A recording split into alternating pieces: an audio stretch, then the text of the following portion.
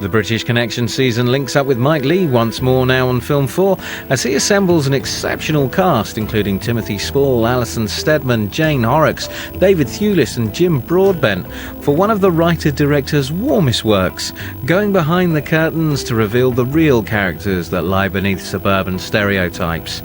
Life is Sweet contains strong language and sexual scenes. I suppose on a clear day. Whatever else you can say about me.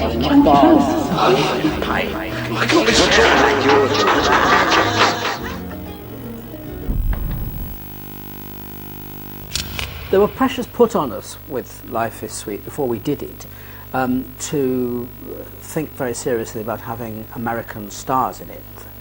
Because at that time, you know, the Channel 4 films had started to make inroads into the American market, and there was a feeling that somehow you had to kind of bend over backwards to sort of make it, you know, America friendly. And we said, no, just leave us to it, and we can make an indigenous film that doesn't need to do all that. And we did it, and it was very successful, not least in America, which only goes to show that you're better off doing something that's honest and organic than trying to simulate something that you don't really believe in. Anyway, I thought to myself, oh, never mind. I'll just have to wait till I'm a grandma. You're going to have a long wait, yeah. Hey? Good one then. Oh, that's nice. Stick a couple of brown paper bags over their heads. Might be able to flog them off cheap, sight unseen. I'd made a number of films at the BBC which looked at families in various different ways, and of course we'd done Meantime, which did precisely that. But I felt it was time to really get into the middle of a family and really experience, you know, those pressures from the centre of all those relationships. It was such lovely little Dolly Watsits, sitting there in the matching little outfits. My little Natalie and my little Nicola. And now look at them. I'll get the sick buckets. They've got this very kind of self-contained and sort of practical twin daughter, and the other one is completely dysfunctional and is all over the place. And in a way, the film is very much about positives and you know, and strengths. The character that Alison Steadman does, Wendy, the mother, who is kind of at first, the idea is that you think, oh, this woman is so silly, she laughs at everything, you know, and then you realise that this is just a way she has of coping. And actually, the more you get to know her, the more you realise that she is a very centred and very together and very caring person. And she does a very good job, as they both do, at parenting, which, as any of us that have tried it knows, no, is not that easy. What's it like in the first class dining compartment then? Listen, if I choose to eat in my own space, that's my prerogative, right?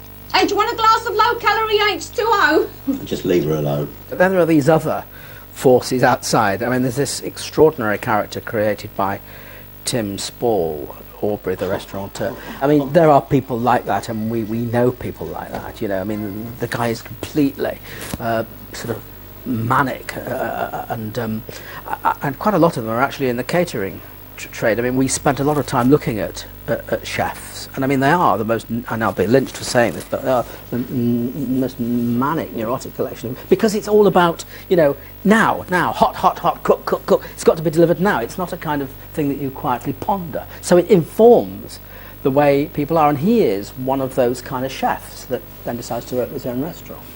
And it's obvious that his abilities are in the culinary line, but not in the entrepreneurial department. And he's a disaster. Did you put an advert in the paper? Mm. Yeah. No, I didn't actually. You should have had some little cards printed then. I could have given them out in the shop.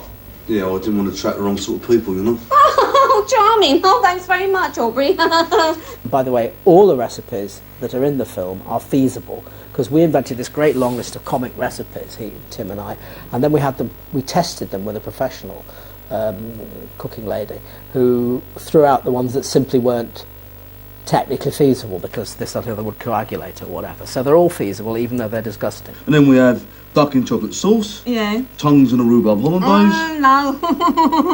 Liver in lager. And clams in ham. That's with a pan-fried cockle-based sauce.